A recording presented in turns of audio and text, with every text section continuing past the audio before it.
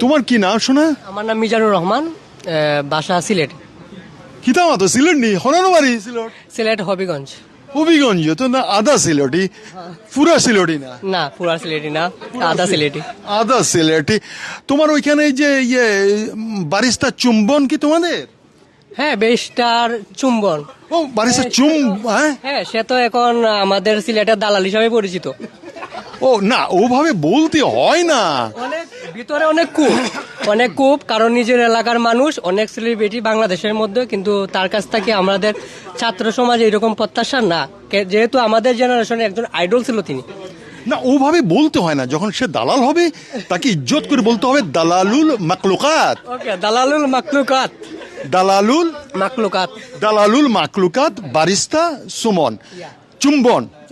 চুম্বন বারিস্তা চুম্বন। ও লন্ডনে কফি বানাতো বলে সে বারিস্তা হয়েছে।